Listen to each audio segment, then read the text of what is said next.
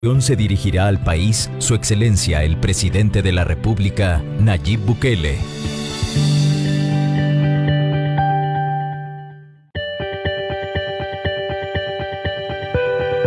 Transmite el Gobierno de El Salvador.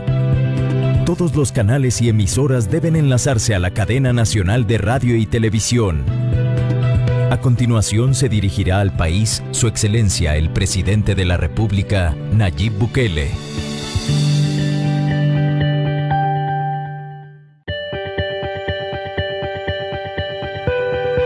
Transmite el Gobierno de El Salvador. Todos los canales y emisoras deben enlazarse a la cadena nacional de radio y televisión. A continuación se dirigirá al país Su Excelencia el Presidente de la República, Nayib Bukele.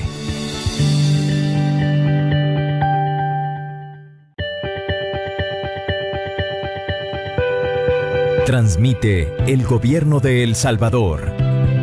Todos los canales y emisoras deben enlazarse a la cadena nacional de radio y televisión. A continuación se dirigirá al país Su Excelencia el Presidente de la República, Nayib Bukele.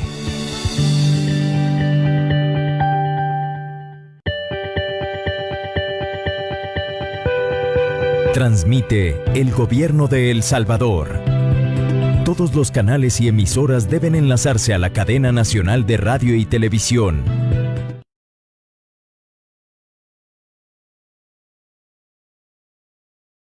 Desde el Salón de Honor de Casa Presidencial, este es el mensaje a la nación del Presidente de la República, Nayib Bukele.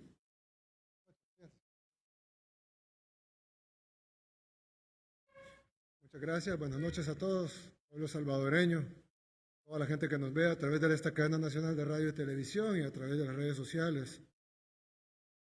En primer lugar, quiero darles una actualización de las pruebas realizadas el día de hoy y sus resultados. Este día se procesaron, recuerden que estamos procesando 2 tandas diarias, así que antes se procesaban 100, pero hemos logrado dividir el trabajo de laboratorio para procesar aproximadamente 160 en 2 tandas de 80. Ya ayer en la noche se hizo un anuncio. Y en las tandas de hoy, en la primera tanda tenemos 2 casos positivos y en la segunda tenemos 4 casos positivos, es decir, un total de 6 casos nuevos de COVID-19. Eso sube a 19 el número de casos totales que tenemos en nuestro país, detectados. Evidentemente, como lo he dicho en todas las conferencias de prensa, desde antes de que tuviéramos un caso, es probable, muy probable, que hayan muchos casos que no se hayan simplemente detectado. Y ya que hubo 2 casos ya locales, es decir, contagios locales en Santa Ana, aunque estuvieron más o menos bajo un control posterior y se localizaron diversos nexos epidemiológicos, es muy probable que el virus esté recorriendo el país. Es decir, no podemos saber a ciencia cierta quién está contagiado y quién no. Tenemos de los contagiados, de los 6 casos, la buena noticia dentro de la mala es que los 6 son importados, ninguno es un contagio local. Todos fueron captados en los centros de contención, 2 fueron provenientes de Francia, 1 de Estados Unidos, 2 de Colombia y 1 de Brasil. Es decir, dentro de lo que cabe, no han salido de la esfera de los centros de contención. Y ya que se detuvieron desde que ingresaron al país, evidentemente no podemos saber si no ha habido un error en la fuga de algún contagio porque alguien en un guante se llevó un virus, etcétera, pero lo más probable es que no haya salido de ahí. Aparte de eso, tenemos 18 casos sospechosos que se están esperando los resultados de las pruebas. Estas pruebas no se podrán dar ahorita, pues no las vamos a tener a esta hora ni en el momento de la cadena, pero sí las vamos a tener mañana y se van a actualizar en una nueva plataforma que hemos lanzado para que ustedes tengan los datos, primero en tiempo real y no tengan que esperar a la conferencia de prensa o a la cadena nacional. Siempre hemos tratado de dar la cara cuando hay casos nuevos, Yo anuncié el primer caso, anuncié los segundos casos, estoy anunciando estos, cuando no he sido yo lo ha anunciado el Gabinete de Salud, pero creemos de que a medida esto vaya avanzando va a ser imposible estar anunciando los casos porque van a ser cada vez más por la simple progresión de la enfermedad. Por lo tanto, hemos habilitado una plataforma web para que todo el mundo pueda consultarlo en tiempo real. Y eso da varias ventajas. La primera es que es en tiempo real. La segunda es que tiene más información de la que normalmente se da en una conferencia de prensa por el simple hecho de que es difícil memorizarse 25 datos, pero en la plataforma están todos los datos que se pueden dar. Los que no están es lo que internacionalmente no se pueden dar, por obvias razones. No se pueden dar el nombre del paciente o su casa de residencia, como alguna gente ha pedido, eso no se puede hacer. Pero sí podemos decir de qué municipios son, de qué sexo son, cuánta gente está estable, crítica, grave, etcétera, dónde están los centros de contención, cuánta gente hay en los centros de contención, cuántas mujeres, cuántos hombres, de qué edades son los enfermos, etcétera. Así que en la plataforma ya está disponible. Ya está disponible. La plataforma es covid19.gov.sv. Es covid19.gov.sv. Y ahí, pues, se puede ver básicamente toda la información. ¿La podemos poner en pantalla? ¿O no está para poner en pantalla? Ah, bueno, ahí está. Esa es la plataforma. Esa es solo, la plataforma de scroll down, o sea, funciona, se puede ir bajando y tiene varias información. En cualquier teléfono móvil funciona, y ahí tenemos pues los casos recuperados, que en el caso de El Salvador son 0, obviamente, porque son casos recientes, casos fallecidos, que tenemos 0, casos activos, que es el resultante del total menos los otros 2, que son 19, y los casos confirmados, que son 19. Locales, es decir, los contagios locales, han sido 2, y los casos importados han sido 17, aunque hemos identificado que los 2 locales fueron contagiados por un caso importado de Estados Unidos. 18 casos sospechosos, tenemos cuántos masculinos y cuántos femeninos, 13 son hombres y 6 son mujeres. Gracias a Dios, hasta ahora, esto puede variar, recordemos que es una enfermedad progresiva, pero hasta ahora el 100% de los casos están estables. Luego viene el moderado, luego viene el grave y luego viene el reservado, o también llamado crítico. Hasta ahorita no tenemos ninguno de esos. La gente en los centros de contención, lugares de detención de los casos, tenemos la cuarentena domiciliar, el punto y los centros de contención. Y aparte hay más información, si lo pueden.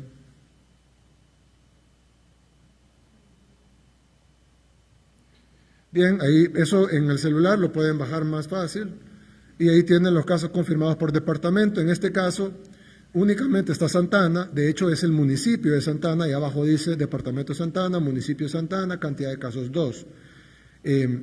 ¿Por qué solo Santana? Porque los otros 17 casos, si bien se pudieron haber encontrado en centros de contención de San Salvador, de otros departamentos, no son casos comunitarios, es decir, no son casos que estaban fuera de los centros de contención. Los únicos 2 casos que se encontraron fuera de los centros de contención son los 2 del municipio de Santana. Y si bien hubo otro también en el municipio de Metapán, ese no se cuenta como caso local porque el contagio, él cruzó por un punto ciego y el contagio es importado. Entonces no se cuenta como un caso de contagio local, aunque se detectó en la calle y es posible que haya contagiado a otras personas. La plataforma incluso tiene más datos, según los grupos etarios, tiene de 20 a 39 años son 9 casos, de 40 a 59 años son 3 casos, y de 60 a 79 años son 7 casos. No hay casos de menores de 19 años y no hay casos de mayores de 80 años todavía. Luego están los casos confirmados por día. El 18 de marzo confirmamos 1, que fue el primero, el 20 confirmamos 3, luego no tuvimos casos en los siguientes 2 días, en el 23 confirmamos 5, el 24 confirmamos, en total teníamos 5, o sea, confirmamos 2, lo que sumó 5, luego confirmamos 4, lo que sumó 9, luego llegamos a 13, el 25, ayer tuvimos 0 casos, y hoy que sumamos los 6 para llegar a un total de 19. En la gráfica de abajo, en la de arriba, de la superior izquierda, la que estábamos viendo, por favor, En la gráfica superior izquierda tenemos los casos totales y en la de abajo, los casos confirmados por día, tenemos lo que les acabo de decir. 1 tal día, 0, 2, 0, 0 y la de arriba es la sumatoria. La de arriba básicamente es nuestra curva progresiva. Lo bueno de esta página es de que tiene mucha más información de la que probablemente teníamos antes sobre todos los casos, está presentada de una manera fácil de entender y la página además de esta información tiene otra información como reportes o decretos y se puede acceder a todo eso. La página se va a ir robusteciendo, se le va a ir metiendo documentos, etcétera, para que sirva de una consulta más integral del tema. Esto nos ayuda mucho porque la comunicación de los casos, siempre van a haber tweets, siempre van a haber publicaciones en Facebook, en las redes sociales, siempre van a haber conferencias de prensa cuando se amerite, pero no va a depender de eso, o de una pregunta en la calle de alguien, o una entrevista, sino que va a depender de la información oficial del gobierno que está en la página covid19.gov.sv. Bien, lo otro, también la página tiene más información, tiene de dónde vienen los casos importados, creo que hay otra lámina, ¿sí? De dónde vienen los casos importados por país y la cantidad de casos que vienen de cada país, ahí tenemos cuántos vienen de Italia, de Estados Unidos, de España, etcétera. Y tiene también cuántos centros de contención tenemos, esta sería otra lámina. ¿Cuántos centros de contención? ¿Cuántas personas hay actualmente en los centros de contención? Actualmente hay casi 4.000 personas en los centros de contención, son 3.935. Son 2.616 hombres y 1.319 mujeres. ¿Dónde están los centros de contención por departamento? Hay un mapa interactivo en donde se puede ver dónde están los centros de contención. Los únicos departamentos que no tienen centros de contención son Cuscatlán, Cabañas y San Vicente. Todos los demás departamentos, los otros 11 departamentos del país, tienen centros de contención, que son 85 en total. Al principio tuvimos, como dijo el director de la OMS, actuamos rápido y tuvimos algunos errores, pero se han tratado de corregir al máximo y las condiciones en las que están, por no decir todos, la gran mayoría de personas en centros de contención es muy buena. Están generalmente en hoteles que se han adecuado para estos centros de contención o están en lugares donde se han hecho habitaciones de división de tabla roca, se ha puesto todo lo necesario, aire acondicionado, se ha puesto todo lo necesario para que estén en la mejor condición posible, incluso mejor que las que vemos en otros países del primer mundo. Evidentemente, a medida que esto vaya creciendo, el problema va a ser mayor, hasta que va a superar la capacidad del Estado. Bien, hace 6 días, cuando tuvimos la última cadena nacional, presentamos las gráficas de la progresión matemática de cómo se había comportado el COVID-19 en Italia, España, Estados Unidos y El Salvador. Para ya no hablar de Italia y España, porque hay gente que dice que solo habla de Italia y España, quiero ver lo que pasó en Estados Unidos. La vez pasada, cuando vimos Estados Unidos, yo les presenté una progresión matemática. Esta fue la que se presentó. Y se presentó que en el 21, cuando fue la cadena nacional, en Estados Unidos habían 20.214 casos. Esta proyección, que es básicamente una duplicación cada 3 días, predecíamos que el 24 de marzo, y ustedes pueden revisar esto en el video de la cadena nacional pasada, dijimos de que en el 24 de marzo, y esto fue hace una semana, Estados Unidos iba a tener 40.000 casos, y que el 27 de marzo Estados Unidos iba a tener 80.000 casos. Sin embargo, nos quedamos un poco atrás, es decir, no solo nos atacaron de alarmistas, dijeron, eso es un alarmismo, incluso un profesor de estadística publicó un artículo en un periódico diciendo que nuestros cálculos eran alarmistas y que estábamos mintiéndole a la población para infundir miedo y que era absurdo pensar que esa iba a ser la progresión matemática y que él como profesor de estadística desmentía nuestra proyección. Pues bueno, Si acaso no le pegamos, fue porque nos fuimos muy abajo. Porque la realidad, la proyección de los datos actuales que vamos a poner ahorita, es la siguiente. Esos son los datos actuales. En lugar de 20.000, eso sí ya estaba, porque era lo que dijimos en el día, eran datos oficiales de Estados Unidos, pero en lugar de 40.428, tenemos 42.149. Y en lugar de los... no, pero eso está malo. Bueno, en lugar de los... Aquí lo han puesto el 26, pone 63.000 casos, que fue el día de ayer, pero el día de hoy, si ustedes han visto las noticias, y creo que tenemos un video de CNN, Estados Unidos ya sobrepasó los 80.000 casos y básicamente se acerca a los 100.000 casos. Es decir, que estamos muy por encima de lo que, y se puede poner el video de CNN, estamos muy por encima de lo que proyectamos. O sea que el profesor de estadística se equivocó en decir que estábamos proyectando algo para infundir miedo, y más bien fuimos muy conservadores en la proyección y aparentemente el COVID-19 se está expandiendo más rápido de lo que decían nuestras proyecciones. Si tenemos el video de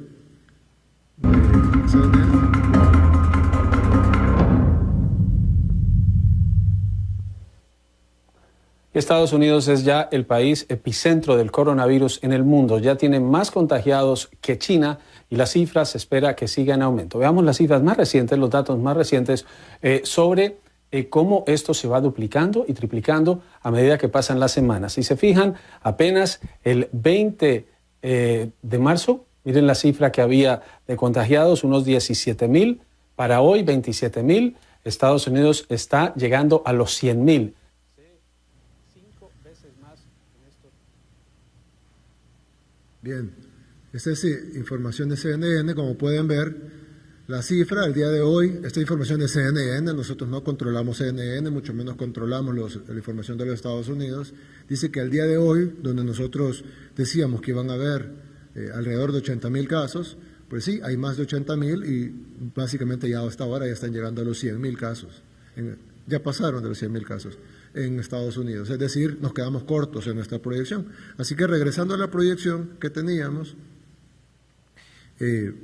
está nuestra proyección que hicimos la vez pasada, están los casos reales que tenemos de acuerdo a la información oficial de los Estados Unidos, que están por encima de nuestra proyección, y luego podemos hacer una proyección futura que ya no es la misma, sino ya es una proyección con base en la información que tenemos de Estados Unidos, que es la siguiente, esta. Por ende, nosotros estamos proyectando que para el día, bueno, ahí está el 27, 84.000, aunque ya dijeron que más de 100.000, para el día 30 tendrían 168.000 y para el día 14 de abril Estados Unidos estaría superando los 5 millones de casos. Solo con lo que tienen hoy, el gobernador de Nueva York dijo que necesitaban 30.000 ventiladores. 30.000 ventiladores mecánicos. Con los casos que tienen ahorita en Nueva York, en el estado de Nueva York, ya no se diga en todos los Estados Unidos. Imagínense lo que van a necesitar cuando tengan 5 millones de casos, y no estamos lejos, estamos a básicamente 17, 18 días de estar ahí. 18 días, un poquito más de 2 semanas. Ahora vamos a nuestro país. ¿Cuál es la progresión que nosotros planteamos inicialmente para El Salvador? Nos dijimos, bueno, si en El Salvador tenemos tantos casos, pues así como los demás países tienen sus progresiones, El Salvador también. Y esta es la progresión que nosotros planteamos para El Salvador, en donde íbamos a tener 3, ya cuando anunciamos 3, que fue el día de la cadena donde anunciamos esos casos nuevos, luego 6, luego vamos a tener 24 para el día 30 de marzo, y así vamos a ir creciendo. Sin embargo, los datos actuales nos dan una diferencia considerable, incluso mayor que la de Estados Unidos, al alza, es decir, no fuimos alarmistas, más bien pecamos de conservadores. La proyección, los datos reales sobre la proyección son estos. Como ven, el día que nosotros vaticinábamos 6, al día siguiente nosotros tenemos 13. Y el 30 estábamos proyectando 24, pero estamos a 27 y ya tenemos 19. Si aplicamos una proyección futura con base a esto, en 3 días tendríamos 38 y así iría subiendo. Pongamos la proyección futura. Esa es la nueva proyección de casos en El Salvador. Es decir, el 30 de marzo, en lugar de tener 24 casos, estamos proyectando tener 38 casos. En lugar de 48, tener 76, y al final, para el 14 de abril, en el mismo tiempo, de la proyección que hicimos a Estados Unidos, estaríamos teniendo, de acuerdo a esta proyección, 1.216 casos confirmados en El Salvador. Esta es una proyección matemática, difícilmente se puede detener, porque aún con las medidas que estamos tomando, y aunque se endurecieran esas medidas, los resultados de esas medidas los vamos a ver hasta dentro de 15 días, que es el tiempo máximo de incubación. Bueno, algunos dicen que es hasta más, pero el tiempo promedio de incubación del virus, y por lo tanto no vamos a ver los resultados antes. Así que esta progresión que estamos viendo ahorita, probablemente pudiéramos afectar el último número un poco, porque son 18 días, pero todos los demás números, el 38, el 76, el 152, el 304 y el 608, difícilmente lo vamos a poder afectar hacia abajo. Sí pudiera ser hacia arriba, definitivamente. Bien, lo que nos dice que esto es mucho más grave de lo que nosotros estábamos pensando. Y hay algo muy importante, y es de que ustedes han visto lo que ha pasado en China, en Japón, en Corea, luego en Italia, en Alemania, en Francia, en España, en el Reino Unido, donde incluso, el primer ministro del Reino Unido está infectado, el príncipe Carlos está infectado, es decir, eso no hace diferencia con funcionarios públicos, realeza, millonarios, pobres, ricos, etcétera. Y básicamente nos está demostrando la implacabilidad de la expansión del virus, porque en diferentes países han tomado medidas mucho más extremas que las nuestras y el virus sigue avanzando de una manera implacable. Cuando yo mencioné también aquí en Cadena Nacional de que era posible, de que no se iba a poder velar a la gente o enterrarla, dijeron que era alarmista, que estábamos metiendo miedo. Bueno, Italia ya pasó una ley donde prohíbe la velación de personas que hayan muerto por COVID-19. Es decir, no les permiten a la gente despedirse de sus seres queridos. Y estamos hablando del primer mundo. El gobernador de Nueva York dice que necesita 30,000 ventiladores, pero en 3 días va a necesitar 60,000, y en 3 días va a necesitar 120,000, y en 3 días va a necesitar 240,000 ventiladores, y la progresión del virus continúa así, solo en Nueva York. Por lo tanto, yo he dado instrucciones tanto al Ministerio de Salud como a CIFCO, como al MOP, para incrementar el tamaño del hospital que estamos construyendo en CIFCO. Inicialmente dijimos que íbamos a tener 300 unidades de cuidados intensivos, quiero que llevemos ese número a 1,000 unidades de cuidados intensivos. Ningún país tiene un hospital en Latinoamérica con 1,000 unidades de cuidados intensivos específicas para COVID-19, y además siempre mantener las 2,000 camas hospitalarias. Entonces vamos a tener 2,000 camas de cuidados intermedios y 1,000 camas de cuidados intensivos. Lo más caro de estos son los equipos, y además que están escaseados en el mundo, pero hemos logrado conseguir 1,000 para El Salvador y que vengan rápido, pues que no tengan que ser hechos, sino que ya están en stock y podemos, primero Dios, tenerlos cuando el hospital esté terminado. El problema es que tenemos que ganar tiempo para terminar el hospital, porque el hospital va a estar en 2 meses y medio y no tenemos ese tiempo. Entonces vamos a tener que aguantar con las medidas de contención del virus, vamos a tener que aguantar con el sistema de salud actual que tenemos, y vamos a esperar que, primero Dios, el hospital llegue a tiempo para atender a toda la gente, aunque por la progresión matemática, evidentemente, incluso ese hospital, que va a ser el más grande de toda Latinoamérica para combatir el COVID-19, se nos va a quedar muy por debajo de la necesidad que tenemos. Quiero decir que ustedes vieron lo que sucedió el día de ayer en la Asamblea Legislativa, a presión de alguna gente que además manejan las redes sociales de la ANEP, porque son los que han estado más incisivos en eso, y básicamente lo que se votó ayer era un saqueo de la ANEP hacia el Seguro Social, básicamente dejándolo quebrado. Y lo peor es que, bueno, yo siempre he estado en contra de la privatización del Seguro Social, y creo que la mayoría de salvadoreños lo estamos, pero esa ni siquiera era una privatización, era un regalo del Seguro Social, porque el Seguro Social tiene reservas de alrededor de $200 millones, y ellos pretendían que pagara $320 millones al mes a ellos, básicamente. Incluso me llamaron populista irresponsable, pero no sé qué más irresponsable pudiera ser quebrar a la segunda institución de salud más importante del país en medio de una pandemia. Yo he decidido que el pleito político dejarlo a un lado. El decreto, pues evidentemente, aunque ellos pensaban que no, el decreto tiene que pasar por la sanción del presidente o su veto, en este caso obviamente lo vetaría.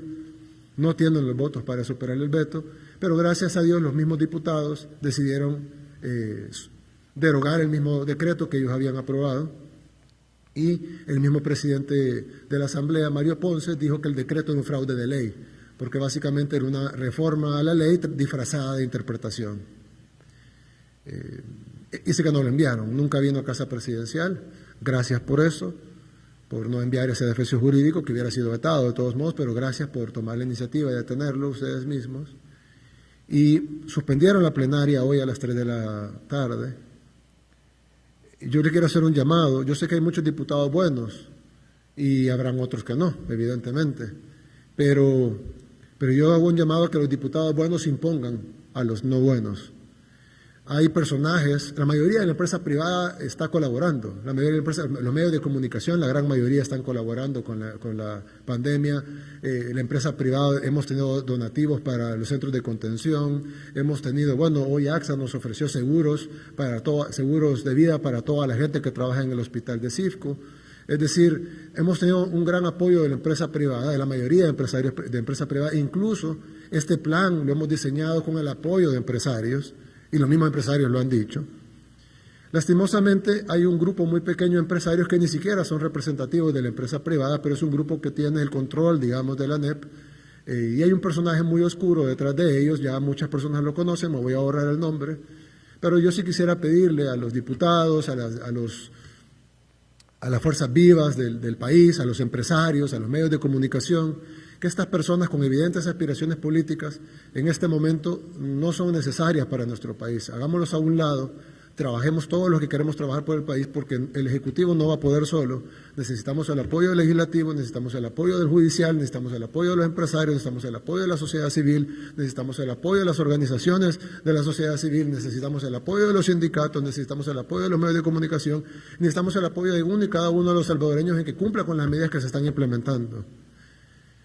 Estas personas negativas, tóxicas, que están moviendo influencia y hasta dinero, tratando de destruir los aparatos de salud del Estado para impulsar sus propios intereses económicos de grupo y sus propias aspiraciones políticas, ustedes ya saben a quién me refiero, por lo menos los diputados y los empresarios saben a quién me refiero, probablemente asuman la presidencia de la ANEP dentro de poco. Este tipo de gente nociva yo siento que hay que hacerla a un lado por el bien de nuestro país. Unámonos todos los que queremos sacar adelante este país, la mayoría, la 95, 99% de los empresarios están de acuerdo con eso. Trabajemos, yo sé que se necesita apoyar a la empresa privada, sobre todo a las MIPYMES, porque que están sufriendo también el embate del golpe económico mundial que se representa el COVID-19. Estamos dispuestos a hacer un paquete para apoyarlos, sobre todo a la micro, pequeña y mediana empresa, que son el 85% de las empresas del país, pero debe ser un diálogo franco y sincero que venga a trabajar de la mano de todos y cuyo objetivo sea sacar adelante a nuestro país, no que se pierdan vidas para favorecer intereses políticos mezquinos y intereses económicos de un pequeño grupo que ni siquiera es representativo del empresariado salvadoreño. Así que yo les quiero hacer ese llamado a los diputados: lúzcanse, de verdad, lúzcanse ante la población, y si la población dice que buenos diputados tenemos, votemos por ellos en la próxima elección. Créanme, a mí las elecciones ya ni siquiera están en la prioridad de mi mente. Incluso el día a día del gobierno se ha olvidado, todo el gabinete está en función de esto. Es decir, desde que empieza el día hasta que termina, a la hora que termina, a veces no termina y ya empezó el siguiente. Y estamos en el COVID-19, estamos en contención, estamos en medicamentos. Yo he estado hablando en la madrugada con los distribuidores de hidroxicloroquina, que es un medicamento que ha probado ser efectivo. Por favor, no se lo vayan a automedicar. Es un medicamento muy peligroso, puede causar severos daños al cuerpo humano, severos daños al cuerpo humano. No es un profiláctico, no es que si me lo tomo no me va a dar COVID-19. Si alguien tiene acceso a ese medicamento, por favor no se lo vaya a tomar a menos que tenga una prescripción médica para utilizarlo. Tampoco es de confundir la cloroquina con la hidroxicloroquina. La cloroquina es un medicamento para la malaria. Y la hidroxicloroquina se ha probado en varios estudios clínicos en Francia y en Estados Unidos, que mezclado con acitromicina ha curado a varios pacientes de COVID-19 en 5 o 6 días. Se les da varias dosis, está ya regulado, básicamente todo el mundo está peleando por este medicamento que se está volviendo escaso. Sin embargo, yo creo, no puedo prometerlo, pero yo creo que El Salvador va a poder garantizar 2 millones de dosis. Esto serviría más o menos para 100,000 pacientes, 100,000 pacientes que necesiten esto, que quiere decir no a los que les da suave, sino a los que lo necesiten, ya que no es un medicamento que se puede usar a la ligera. Incluso ofrecimos mandar aviones a traerlo. Bueno, hay una cadena de producción complicada ahorita en el mundo, la mayoría de aeropuertos están cerrados, pero estamos cabildeando para conseguirlo. Entonces es un momento en donde tenemos que trabajar para construir los hospitales, mejorar los que tenemos, preparar. No tenemos la cantidad de intensivistas necesarios para tener 1,000 unidades de cuidados intensivos. Tenemos que preparar intensivistas, enfermeros intensivistas, doctores intensivistas. No es tan fácil. Epidemiólogos. Vamos a pedir apoyo de países amigos, todos los países con los que tenemos relaciones diplomáticas. Vamos a entrenar salvadoreños, vamos a graduar anticipadamente salvadoreños que estén estudiando medicina. Vamos a hacer todo lo posible para tener no solo el hospital, la infraestructura y el equipo, sino además los medicamentos, los insumos, el personal médico, el personal general y todo para que este hospital pueda funcionar al máximo y podamos salvar la mayor cantidad de vidas. Quiero decir que los diputados tienen también en sus manos varios decretos que son muy importantes. Un decreto es el aumento de los subsidios para las personas de 200 kilovatios a 250 kilovatios hora. Eso va a beneficiar a una gran cantidad de familias más. Tienen también el decreto de la ampliación del régimen de excepción, que es muy útil y no sabemos si vamos a ser más útil todavía después. Necesitamos varios decretos, así que yo hago el llamado a que trabajemos, a que se luzcan ante el pueblo salvadoreño y que aprueben estas cosas que las necesitamos, de verdad las necesitamos. Y probablemente ustedes, diputados, sus familias, y yo, y los ministros, y los encargados de carteras, y nuestras familias, y los periodistas, y sus familias, y la gente que nos está viendo, y sus familias, lo vamos a necesitar. Cuando esta pandemia avance, como ha pasado en todo el mundo, no va a haber distinción entre medicina privada y pública. El gobierno va a tomar control de todos los hospitales privados y por ende no va a haber yo pago, yo no pago. Simplemente su nivel de gravedad de la enfermedad es que va a determinar su nivel de cuidado, no es su nivel de dinero. Y ya que la mayoría de países está cerrando, ni siquiera va a poder tener un avión ambulancia siendo multimillonario y que lo lleve a otro país. Muy probablemente va a ser atendido en CIFCO. Entonces, la importancia de tener todo esto no solo va porque todos amamos a nuestro país, pero también va porque amen a su familia, amen a sus seres queridos. Y pongámonos, si no me quieren querer, no me quieran, pero quiéranse ustedes y quieran a sus familias. Este hospital es necesario, estos medicamentos son necesarios, esta cuarentena es necesaria y las medidas económicas para que la cuarentena se mantenga, que es lo principal, más que el hecho del alivio económico para que las empresas subsistan, lo cual también es importante, pero lo principal es que la cuarentena se pueda mantener.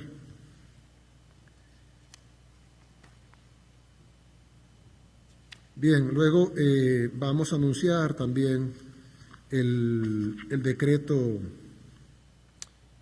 13, es la reforma al decreto 12.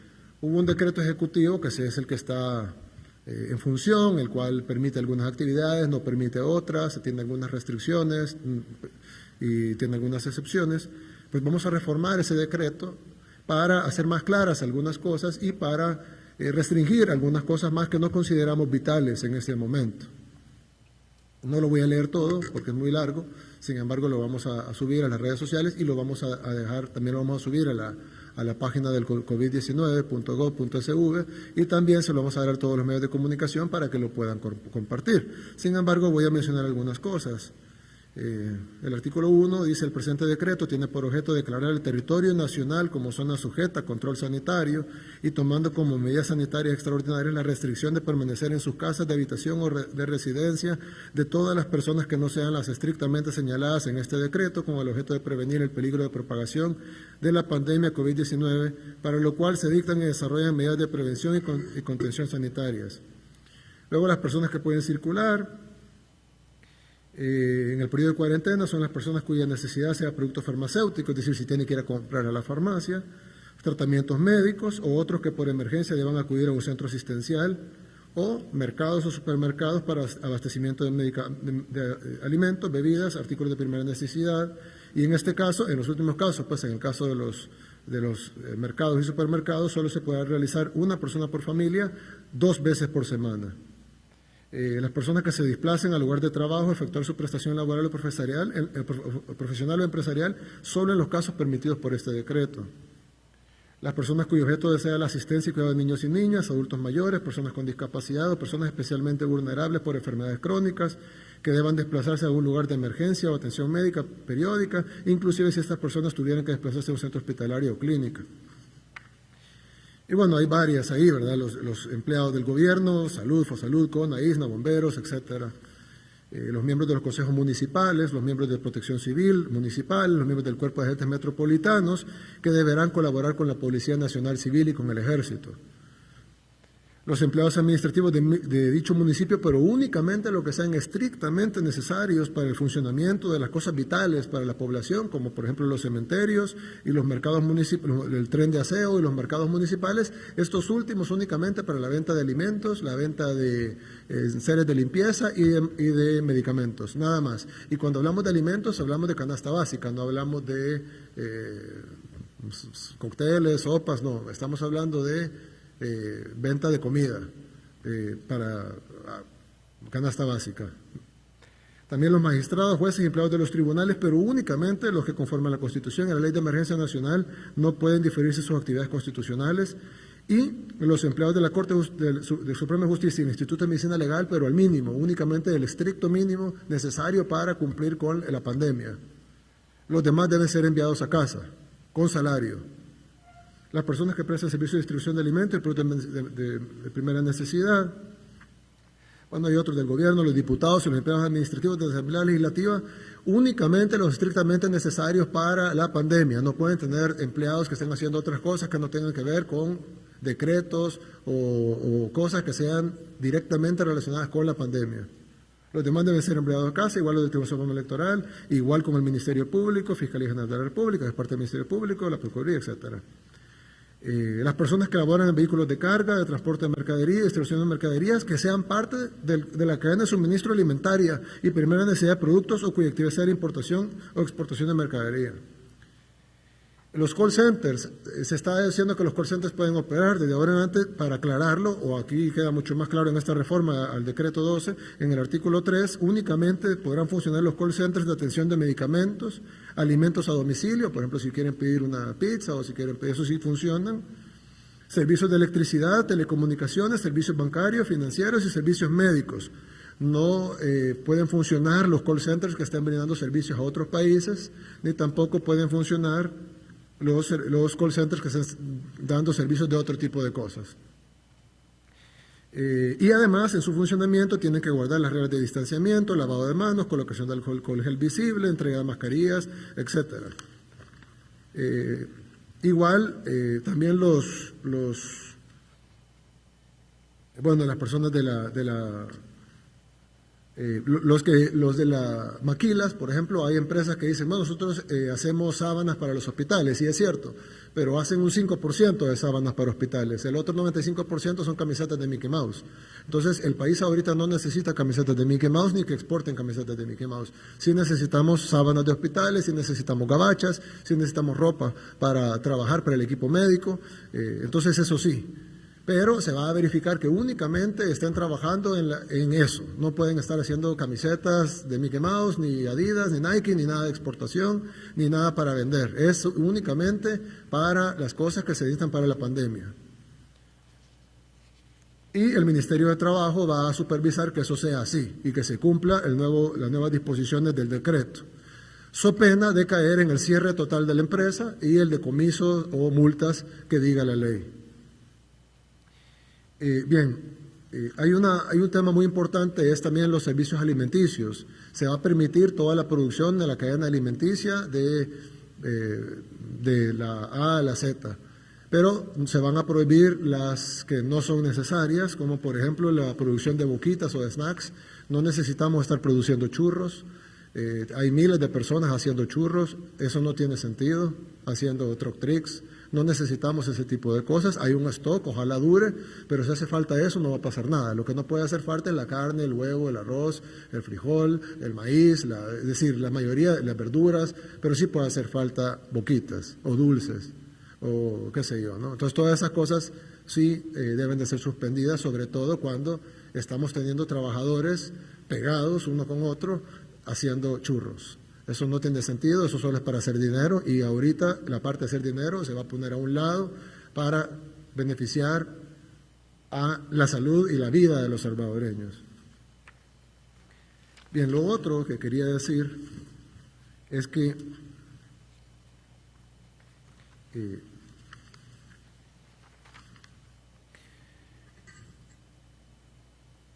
lo que estamos viviendo ahora, mucha gente dice, pero no aguanto el encierro, o no puedo salir, o solo me dejan salir por tal cosa, o conozco a alguien que está detenido en un centro de contención o un centro de cuarentena controlada.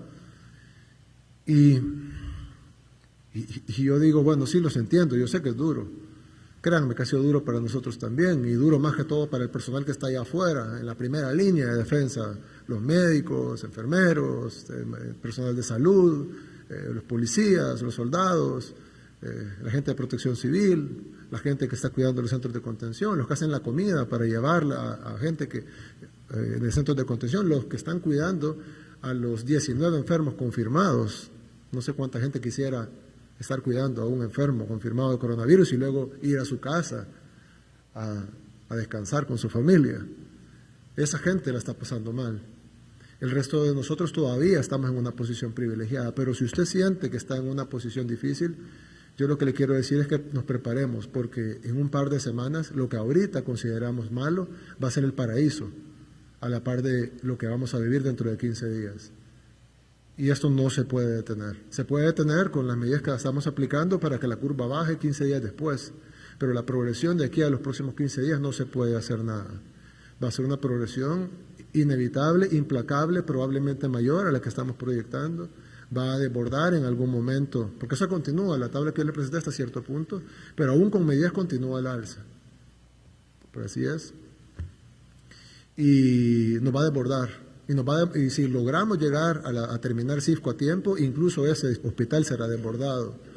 Y lo que vemos ahorita, créanme, es el paraíso comparado con lo que se viene. No estoy siendo alarmista, hasta ahorita hemos pecado de conservadores, no de alarmistas.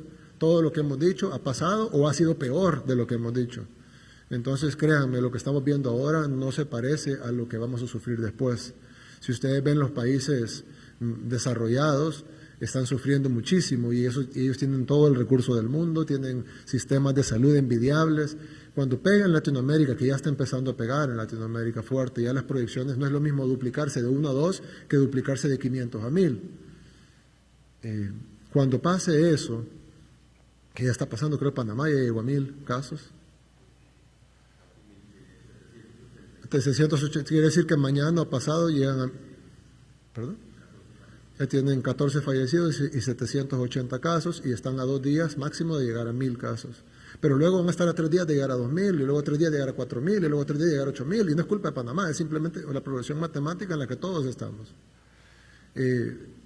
A medida que pase eso, nos vamos a empezar a desbordar. Ya las quejas ya no van a ser que no me gustó el almuerzo del centro de contención. La queja va a ser, no hay una cama para que me atiendan y me urge que me atiendan porque estoy enfermo y no puedo respirar.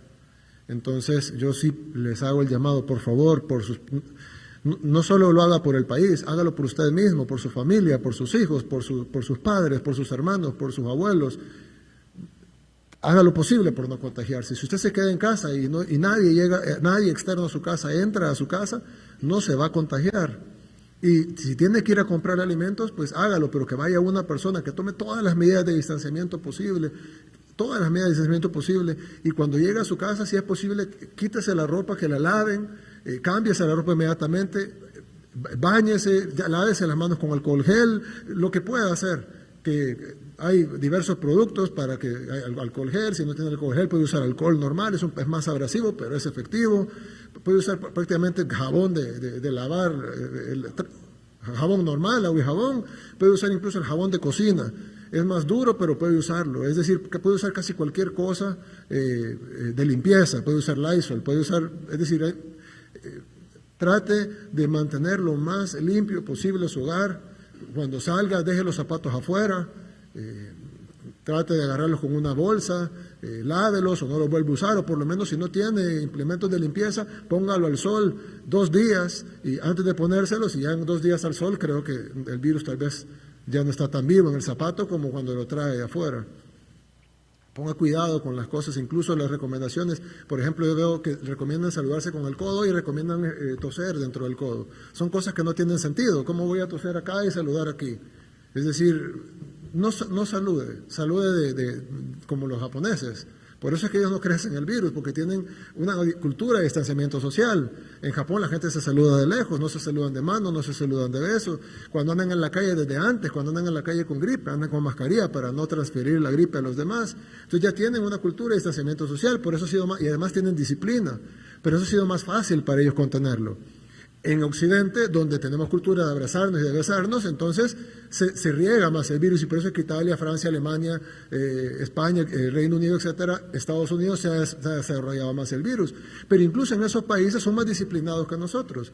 En esos países la gente no bota basura en la calle, la gente no se pasa a los semáforos, no se tira a los altos, no hace tercera fila cuando solo hay 2. En nuestro país sí. Y entonces yo cuando me pongo a pensar, bueno, ok, si en países con alta disciplina han logrado más o menos contener el virus, en países con menos disciplina como Europa y Estados Unidos se ha desbordado totalmente el virus, ¿qué va a pasar en Latinoamérica donde no tenemos ni siquiera la disciplina que tienen en el primer mundo? Y que no tenemos el sistema de salud que tienen en el primer mundo. Y que no tenemos los recursos que tienen en el primer mundo. Es decir, ¿qué va a pasar con nuestros países? Entonces, la única defensa es que cambiemos, y no tenemos tiempo para hacer una cultura y la vamos a cambiar en 10 años, tenemos que cambiar hoy, esta noche, porque si no, dentro de 15 días no tenemos nada que hacer, pero dentro de 16 días va a seguir la progresión matemática, va a llegar un punto en donde pudiera morir más gente que en todo el conflicto armado, en un lapso de tiempo muy pequeño. Nunca El Salvador había sufrido tanto si pasara eso. Está en nuestras manos detenerlo, no está en las manos del gobierno. El gobierno está haciendo lo imposible y ustedes lo han visto, pero el gobierno puede hacer esta parte. Todo el resto de lo que se puede hacer, lo tenemos que hacer todos los salvadoreños cumpliendo con las medidas y acatando las medidas. No creen que son más vivos que el otro por salir de la casa. Fui 4 veces al supermercado o fui 4 veces al mercado. ¿Qué listo soy? No está siendo listo, está siendo tonto, porque se va a contagiar a su familia, va a contagiar a su país. Y al final va a desbordar el sistema de salud, que de por sí es precario, y cuando necesite atención de salud no la va a obtener. Y cuando esté ahí sin poder respirar y sin un ventilador mecánico disponible, ahí se va a enterar de que no fue vivo, sino que fue tonto, pero va a ser demasiado tarde. Y no solo para usted, sino para un montón de gente. Bien, otro tema que mucha gente está pendiente es el depósito de los $300. Quiero decirles que esto ha sido una labor titánica del gobierno, titánica en dos vías. La primera es porque la Asamblea Legislativa apenas ayer aprobaron la autorización para que pudiéramos conseguir $2,000 millones. Pero evidentemente eso hay que irlo a buscar, no la tenemos disponible aquí y va a haber que irlo a buscar al mercado internacional. Hasta ahorita, un centavo de esos $2,000 millones no ha ingresado.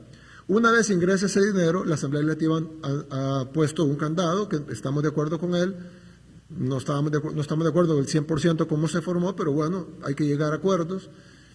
Luego tiene que aprobarlo un comité, luego de aprobarlo al comité tiene que pasar por este servidor, y una vez aprobado por el Ejecutivo tiene que ir a la Asamblea Legislativa para su ratificación, y entonces se puede hacer el primer desembolso. Eso va a tardar más o menos un mes. para ver el primer desembolso de ese dinero, y El Salvador en un mes ya no va a tener nada que hacer. Por lo tanto, el gobierno hizo una labor titánica para conseguir liquidez y conseguir los 450 millones de dólares necesarios para pagarle $300 a 1.5 millones de hogares, que es más del 75% de la población que va a ser directamente beneficiada con esta transferencia económica de $300 por vivienda, no por persona, por vivienda, pero son 1,5 millones de viviendas las que van a ser beneficiadas. Ahora, ha sido una labor titánica porque inicialmente nos queríamos ir con el recibo de luz, pero el problema es que mucha gente alquila y el recibo de luz está a nombre de otra persona, o mucha gente no tiene recibo de luz porque no tiene luz. Entonces, hay mucha gente que dice, bueno, yo vivo en un mesón, ¿cómo van a hacer conmigo? O dice otra gente, yo vivo en lo rural, ¿cómo me van a transferir a mí si yo no tengo luz? O dice alguien, mira, nosotros alquilamos o compramos, pero no hemos cambiado el nombre en el recibo de luz, o el recibo de luz está a nombre de mi abuelita que ya falleció. Entonces, el gobierno ha hecho una labor titánica para identificar a las personas y tratar de que no se duplique y que en una familia no reciban 2 subsidios y que dejen a una familia sin subsidio. Sin embargo, y quiero pedir disculpas por adelantado, por más que hemos hecho esfuerzo, va a haber errores. Y por eso hemos puesto un apartado en la plataforma para que la gente denuncie si siente que no se le ha cumplido con su subsidio, o también pueden ir a todos los SENAES. Pero ¿cómo va a funcionar? Bien, el gobierno va a habilitar una página web que ya va a estar disponible al final de unos minutos después de terminar esta cadena nacional, que es emergencia.covid19.gov.sb. Recuerden que covid19.gov.sb es la página donde pueden ver las estadísticas, pero si ponen emergencia antes, emergencia.covid19.gov.sb, les va a salir una plataforma, no sé si tenemos el video o la página web, pues. Ahí les va a salir, es bien sencillo, y le dice ahí, consulta si eres beneficiario del apoyo económico de alimentación para la emergencia. Ustedes digitan su número de DUI, apretan ahí si quieren, y le dice, Juan, si eres beneficiario del apoyo económico de 300 para alimentación de tu hogar, tu pago deberá ser retirado en ventanilla en cualquiera de las siguientes sucursales. Y ahí hay un botón para ver las sucursales. Y dice el día que lo puede retirar. En el caso de Juan, que es la persona que ha digitado su DUI en esta plataforma, lo puede retirar el 28 de marzo. ¿Por qué lo hemos hecho así?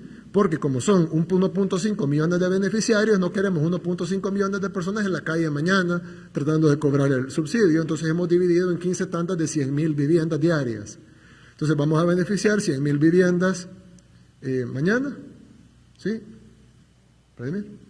100,000 viviendas mañana, 100,000 el domingo, 100,000 el lunes, 100,000 el martes, 100,000 el miércoles, 100,000 el jueves. Entonces van a ser 100,000 personas las que van a salir a cobrar su subsidio en todo el día, en todo el país. Y así tratar de no generar aglomeraciones. Igual van a ver las mismas personas de los bancos, van a estar listas para distanciar a las personas 3 metros en la cola, alcohol gel, mascarillas, etcétera, para que no hayan contagios por querer entregar el subsidio económico. Entonces, ¿cómo va a funcionar? Si podemos volver a poner la plataforma. Entonces sale la página web, ahí, en este caso Juan sí es beneficiario directamente él con su DUI, pero van a haber casos en donde Juan o la persona que digite el DUI no va a ser beneficiario directo. ¿Por qué? Porque como es uno por vivienda, no uno por persona, su DUI no está registrado como el jefe del hogar, digamos. Y entonces, al presionar, va a escribir su DUI y al consultar le va a decir, este DUI no se encuentra en nuestros registros. Intenta ingresando el DUI de otra persona de tu hogar. Es decir, no es que no sea, si le dice que no es que no sea beneficiario, simplemente que su hogar puede ser que haya otra persona, su pareja, su madre, su padre, su abuelo, su abuela, su hijo mayor, etcétera, que sea el que esté en el DUI y por lo tanto a usted le sale que no, pero puede que sí. Y si ninguna persona, póngale pausa al video, por favor. Si podemos regresar al principio. Entonces, si usted digita su DUI y le sale que es beneficiario, pues usted sabe, ahí le va a decir cuándo puede irlo a cobrar y a qué agencia bancaria o a qué punto expreso o a dónde puede cobrarlo. Si le dice que no, pues pruebe con el DUI de otra persona de su hogar. Y si después de haber consultado todos los números de DUI de su grupo familiar, de las personas que viven en su vivienda, y ninguno aparece en el registro, y usted considera que debería ser elegible para el beneficio, porque también pasa que ya probé los 5 DUI de mi vivienda, ninguno sale, pero hombre, es que yo no soy elegible para el beneficio. Pero si sale, que si yo creo que soy elegible y ya probé los 5 DUI y ninguno me salió, entonces tiene dos formas de reclamar. Una es ir a uno de los SENADES que están en todo el país, y ahí están las ubicaciones de los SENADES, va al SENADE, si lo paran en la calle, usted dice voy al SENADE porque no aparecía en la lista de los 1.5 millones de DUI que tiene la plataforma, y ahí están las direcciones y los horarios en donde puede ser atendidos en persona. Ahí están en todos los departamentos, y hay varios departamentos, y ahí están todos los departamentos, los SENADES donde pueden ir. Si quieren hacerlo vía internet, pueden ingresar su solicitud, ingresa su DUI, ingresa su teléfono, ingresa la información que tiene en el recibo de energía eléctrica, como está haciéndolo vía internet, asumimos que tiene energía eléctrica, y si no, pues puede prestarle, tiene que ir al SENADE, pues. Y ahí escribe toda la información y su comentario y lo envía, y nosotros nos vamos a poner en contacto con usted para ver cómo podemos hacerle llegar el subsidio. Si de nuevo usted ya ingresó su DUI, no sale beneficiado, ya ingresó todos los DUI de las personas que viven en su vivienda, ninguno sale beneficiado y usted sigue creyendo que usted debe ser beneficiado. Entonces puede poner su reclamo, y nosotros, si el reclamo es justo, una persona de trabajo social va a llegar, va a verificar su vivienda y va a decir sí, este grupo familiar debería recibir el subsidio y por algún motivo no está incluido y no lo va a poder recibir. Los subsidios se van a empezar a pagar a partir de mañana a las primeras 100,000 familias, el domingo a la segunda 100,000, y así hasta llegar al 1.5 millones de familias, y esperamos que en estos 15 días resolver los errores que van a ir saliendo y las personas que van a reclamar que no están en el subsidio y que deberían de estarlo. El objetivo del gobierno es llegar a todos, pero quiero que entiendan la labor titánica que ha sido para nosotros definir quiénes deberían recibir el subsidio y quién vive en cada vivienda, sin tener tiempo de hacer un censo nacional. Ha sido muy difícil nuestro equipo de innovación digital, con el Ministerio de Economía, con el Ministerio de Hacienda, con el Ministerio,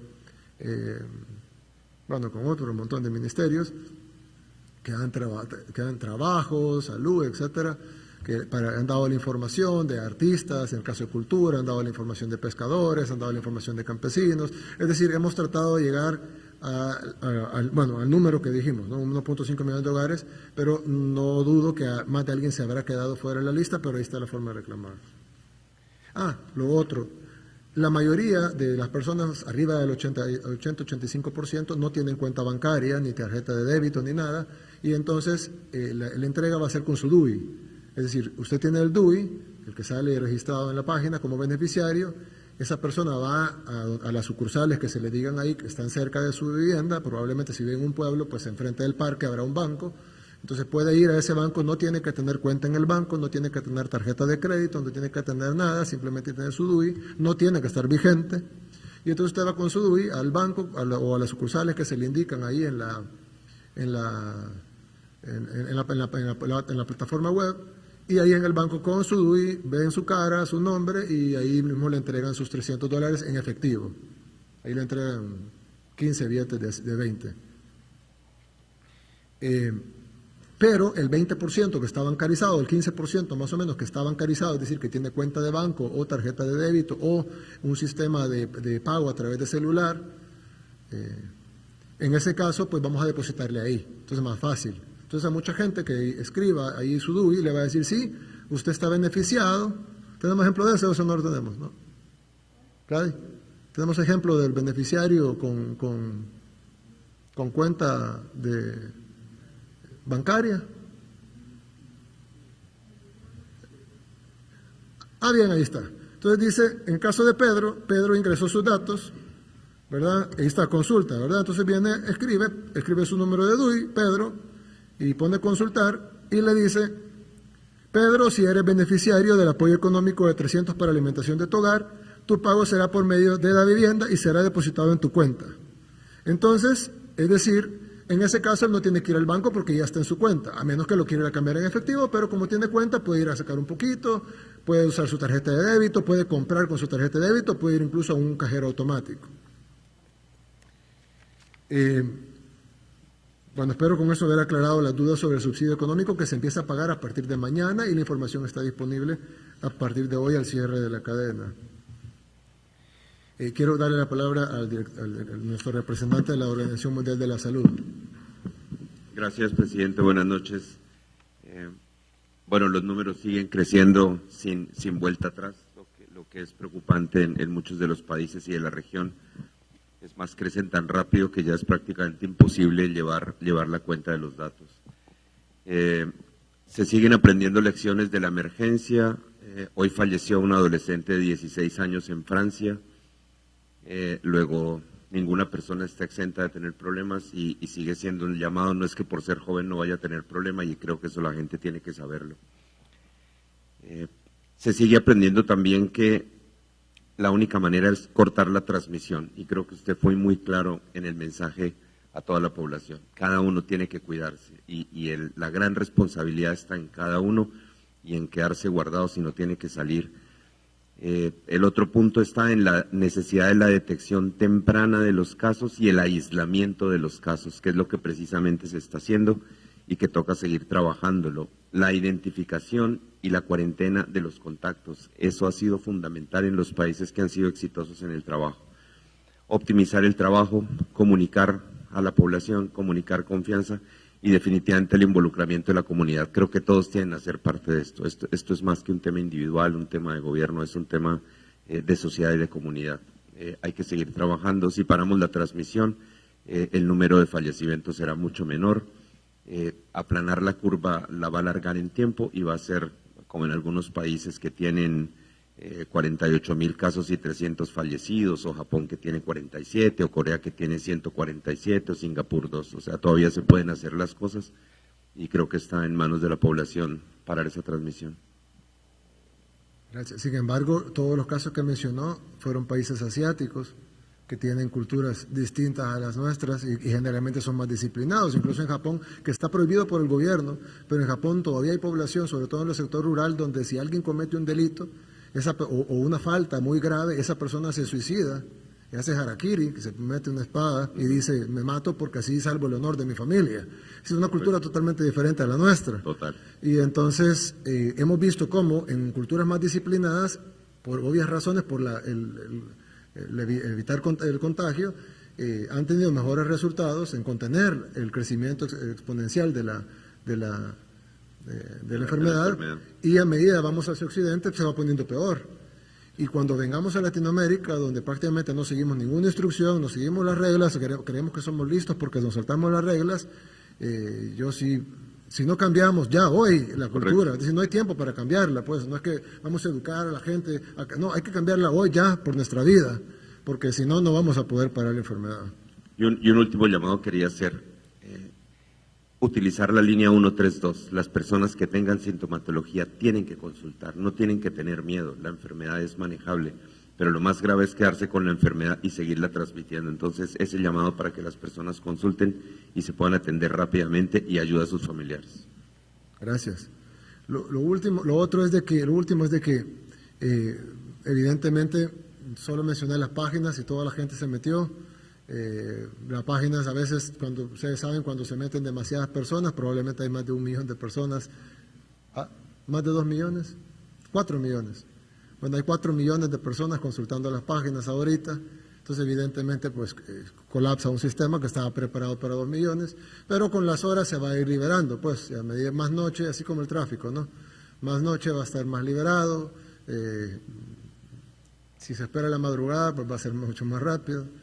Y así, lamentablemente, como dijo el director de la OMS, hay que actuar rápido y pues nosotros pudimos haber pulido esto y hacerle más ancho de banda para el lunes, pero yo sé que es importante que empecemos a dispensar estas ayudas económicas porque hay mucha gente que ya no tiene que comer, a diferencia de otros que han hecho colas innecesarias en los supermercados para comprar papel higiénico. Y han llenado sus casas de un montón de cosas que ninguna le va a servir, o la mayoría no le va a servir, y cada vez que anunciamos una cadena salen corriendo al supermercado a contagiarse probablemente en esas aglomeraciones, a hacer colas, a trabar el tráfico. Hay gente que no tiene que comer, Y entonces necesitamos llevar esa ayuda económica a la gente que no tiene que comer y hacerle un llamado a la gente que está consumiendo más de lo que consume normalmente. El triple o 4 veces, o han ido 8 veces al supermercado esta semana, con 6 carretillas llenas. No hagamos esto, estamos dañando a nuestro país y al final de cuentas no lo hagan solo por solidarios, háganlo por ustedes mismos.